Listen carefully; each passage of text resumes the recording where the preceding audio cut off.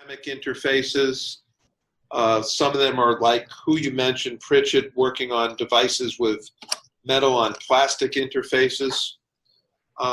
We now have the plastic is polyethylene, which can be wear resistant when they're made with very thin plastic, and that's been shown in laboratory studies. So a number of the companies are working on new devices that will not have metal-on-metal interfaces. They will have other interfaces, and I'm hoping that in the next few years there will be these new devices introduced into the field. They will still have to be tested very carefully. So, but I would like to think at some point we're going to have another resurgence where it does hit a reasonable part of the field, part of the people getting hip replacements. Thank you. Wait a second. I got two questions. Just a minute. Let me go back. Toshiba. My name is Blaze, by the way. Blaze hasn't talked to us except typing, which is great. And as an engineer, I love the BHR system. I will say as an engineer, I do too, and mine's 12 years old. It strikes me as the most logical and natural solution.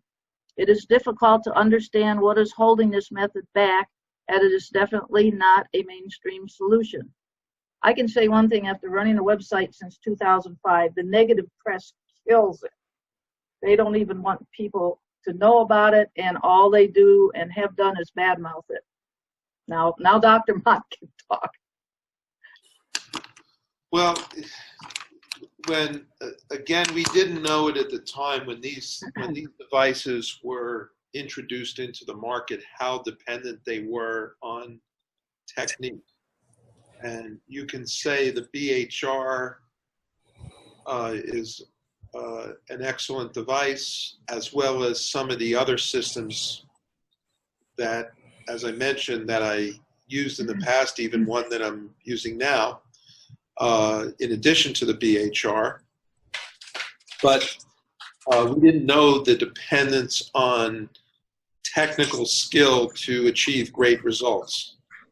And these are very demanding. They have to be put in a manner to avoid notching of the neck, which can lead to fractures of the femoral neck. And they have to be put into a certain technique so they don't create edge loading and lead to metallosis that we were talking about, and which can lead to soft tissue reactions. So it's hard to, it's easy to introduce a device on the market that doesn't take tremendous technical skills to put in. But it's very hard to introduce a device on the market that everybody wants to use, because as you said, it sounds very appealing mechanically, but when everybody uses it, there are people with different levels of skills, and if you get high failure rates by ones that were not put in technically well, then the whole field gets contaminated. So you can't really mass introduce products into our society in any place that that demands such technical precision, or you have to really you would have to then restrict the products to certain people can hit those definitions, and that wasn't necessarily done with some of these devices. We tried our best with many of the companies, tried our best, but we find out later that there are certain techniques you have to use to get great results. So I think it's a great solution. I still do this, but I'm willing to make the effort to put these in technically correct, as do the people that are still doing this. They do that. They do these in fairly high volume, and they are they approach it in that manner. The BHR system, to me, has excellent results. So that's a partial answer. I think they do have great results in a lot of the registries. And we still see that they have great results, certainly in the most appropriate people that need them, the younger population that are getting BHRs. We have a study that we are submitting for publication that shows a lower mortality, a lower death rate of people getting BHRs than people getting standard total hips in a patient population that's under 50. So that speaks a lot for the success of a BHR prosthesis. You ready for another question? Sure. Larry P. said, I am 2 years out of hip resurfacing. I was fine for the first 10 months. Since the last February 7th, 2017, I have lost my hip strength and consistent weakness. Had metal test, MRI, recent x-ray, all looked good. Doctor seems to think it is soft tissue issue. I am at a loss of what to do. Could it be chronic psoriasis or yeah. Well, right. What is it? Transit or bursitis. Not sure what to do next. I had a prior scope on the hip. So obviously what Pat had mentioned earlier, there's a disclaimer that we're doing this as a chat. We can't, I'm giving general answers to people, but really knowing specifically what a scenario is would really demand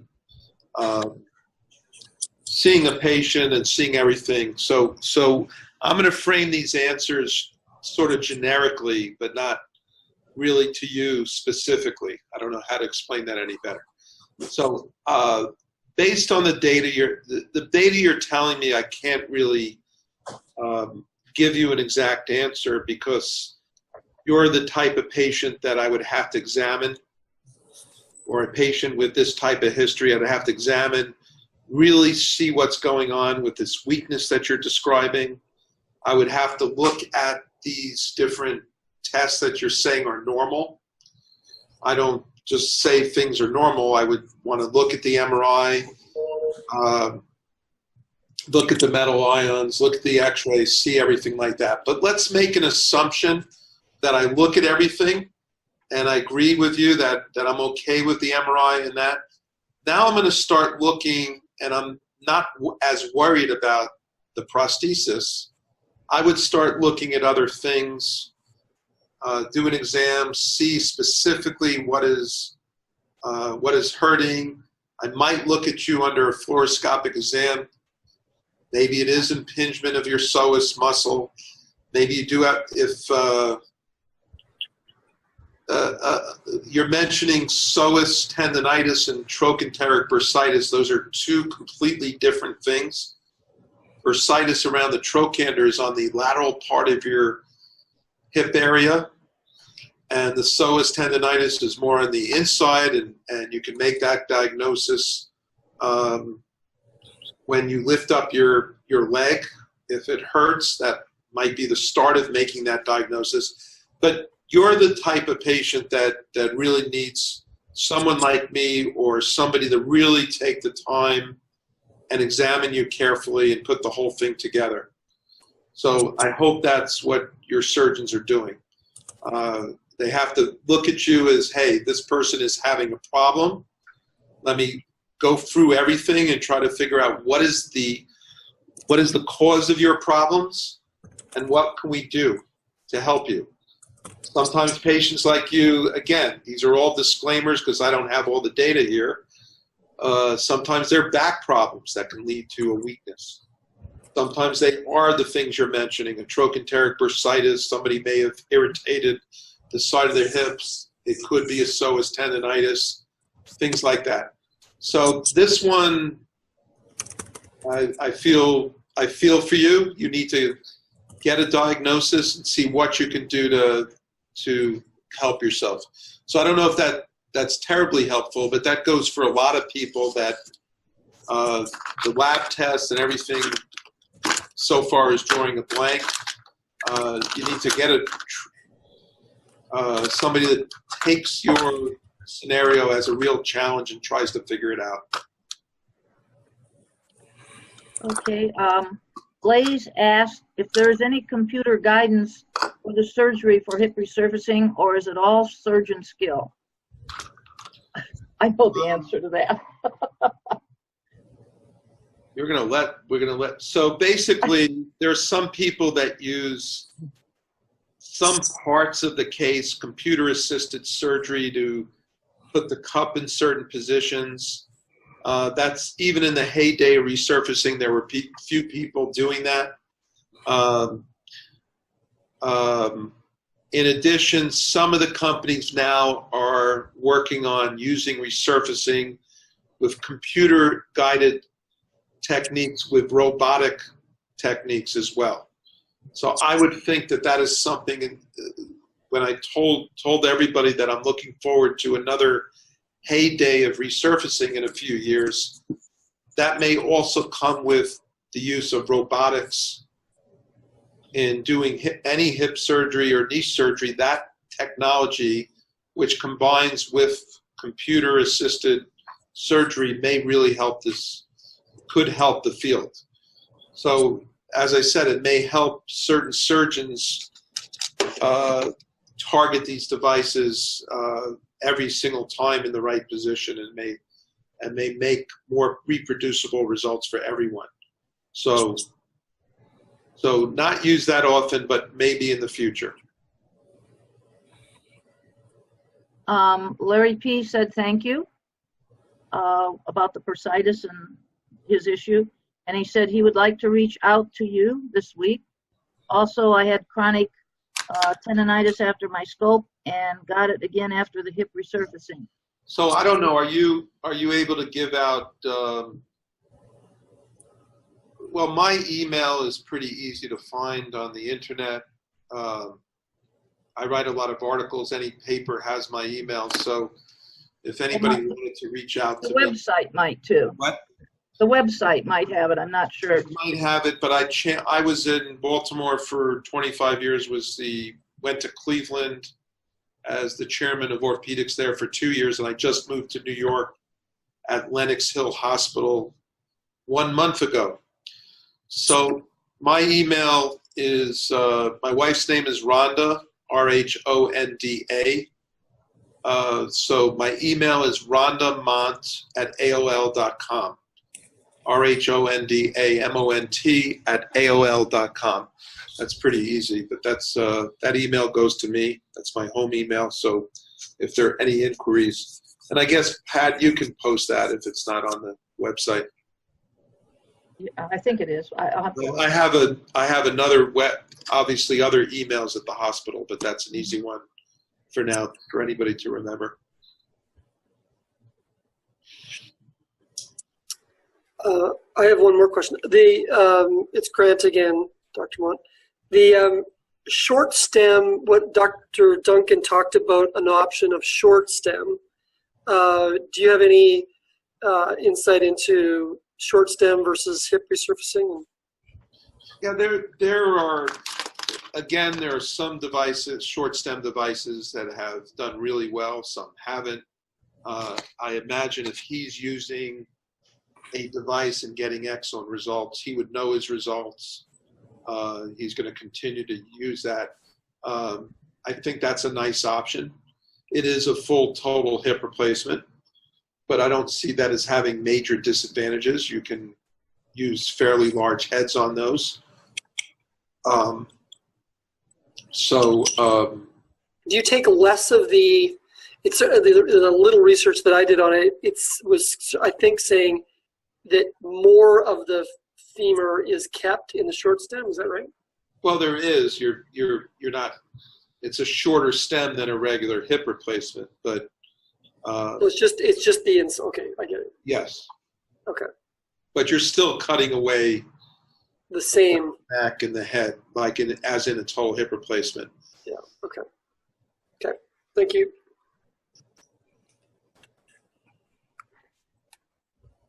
have many questions. What's a typical timeline for recovery for your patients after hip resurfacing? Time in the hospital?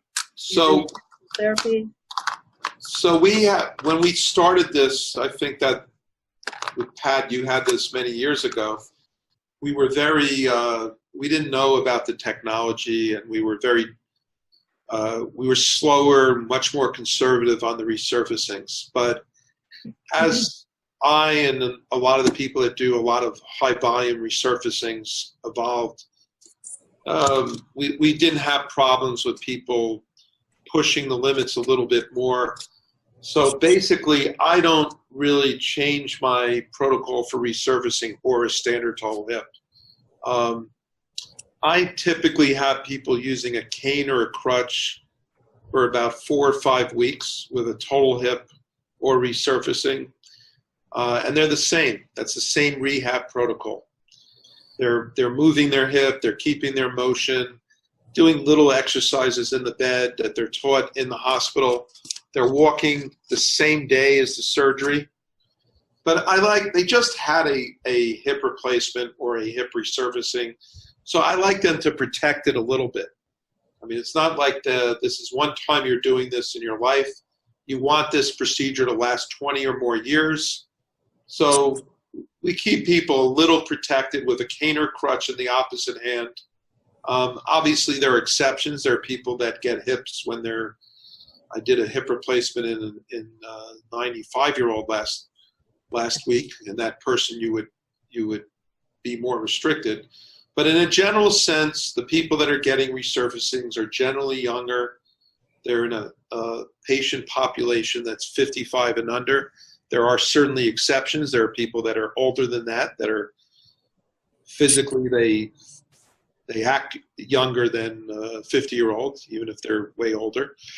But in a general sense, these patients just limit their weight bearing the first 5 weeks, and then it's full weight bearing after that. And I have them starting to do heavier exercises at the 4 to 5 or 6 week point. And the restrictions are completely lifted at that 5 week point.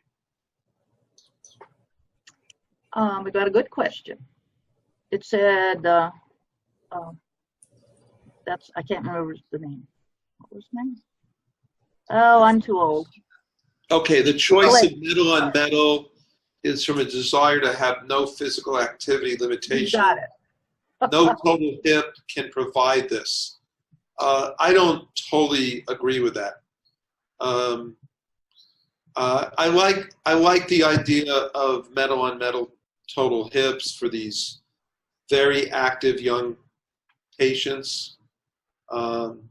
I think if they're going to run triathlons and they're going to play tennis and basketball, and we don't know, we know at 10 years whether they do that with a standard total hip or a metal on metal hip. They've been doing decently in both cases in my hands, but I don't know what's going to happen into the second decade, and I think it would be easier to deal with down the line a failed metal on metal resurfacing. But having said that, I haven't been restricting our standard total hip replacements in terms of activity. What I like, so for both procedures, I just like that patients strengthen their hip muscles around the hips so that they're trying to offset the load bearing on the device.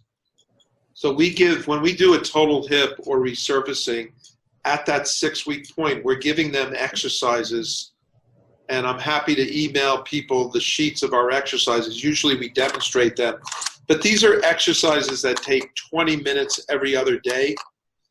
And so we're talking, and you can skip a day, we're talking about an hour of exercises a week, and you start with the weight of your leg and you build up to getting ankle Velcro weights, and you build up to 5 to 10 pounds depending on your size.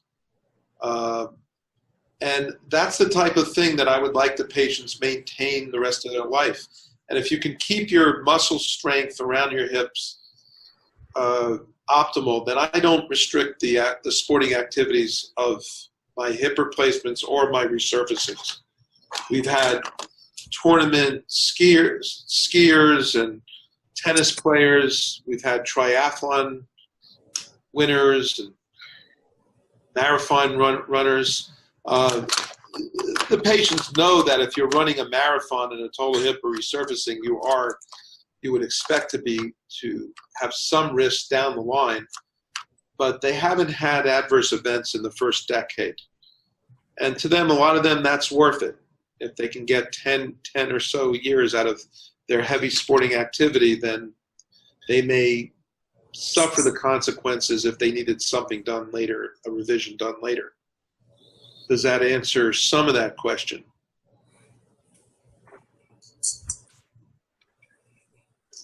So that's my answer for the hips that I do. It may not always be a mainstream answer, and you get a very varied opinion from different surgeons that they don't want patients to do every single sporting activity and things like that. But there are a lot of articles and a lot of experience that we're not finding tremendous adverse problems in the first decade at least, and going into the second decade with the group of patients that is very high activity versus the sedentary patients. We're not finding differences in their results. So that is good news for people that want high activity levels with their hip replacements or their resurfacing. Okay. In a hip replacement, in a total hip replacement, with the stem, I guess the stem is pushed down or hammered down, however, it gets down into the medullary cavity. What does that do for the bone marrow, for the growth of the bone, for the continued strengthening of the femur after that, all that, I guess the bone marrow is destroyed where it's hammered down, and there's, how does the bone keep strong? The bone around, it's the cortical bone around that marrow which has to maintain its strength. Now, not for every device, but for most devices and the ones that have been kept on the market, the cortical bone, that's not the marrow that you're talking about, that's the surrounding bone, has a lot of the strength. That maintains its strength at 5 years, 10 years, and down the line. They've done a number of studies with DEXA to look at the strength, and you can see it, and that doesn't get affected by the stem down the canal. There have been some devices where they can cause different stress reactions, but in a general sense, what I'm saying holds true for most modern hip replacement devices. So I hear the question. It's a nice one. Sounds pretty good. Like, what are we doing to the whole circulation of the bone in the medullary canal? But we know from experience now that we don't get put these hips in, and then 20 years later, when we've seen follow-ups, that all the bone has withered away. Like you're thinking that might happen. We're finding that it's been maintained at 20 and 25 years, which is great news for the field, because certainly they wouldn't have known that in the 60s or 70s when they started doing these. But now we do have follow-up of these devices that are, some of the devices are even in the 30-year follow-up range. And we're not seeing cortical atrophy we see some of it, but nothing that's going to necessarily lead to an adverse result like a fracture. And is the bone, I mean, your leg is loaded in a different way. Like with a hip resurfacing, your bone is loaded in the same way that it would normally be, but with a hip replacement, it's sort of basically loaded, it's edge loaded, or it's loaded from the inside as opposed to on the edge. I don't know if I necessarily agree with that. If you're doing a resurfacing, yes, if it's done right, you're trying to mimic the patient's anatomy. You're putting in the hip with the similar offset that the patient has before they became arthritic. Obviously, that's another reason why you want to do the resurfacing as well, technically well as possible. If you put that in a little bit cockeyed, then it may not load the correct way that you are anatomically. But that's the same thing for a regular hip. You're putting the regular hip down the canal that you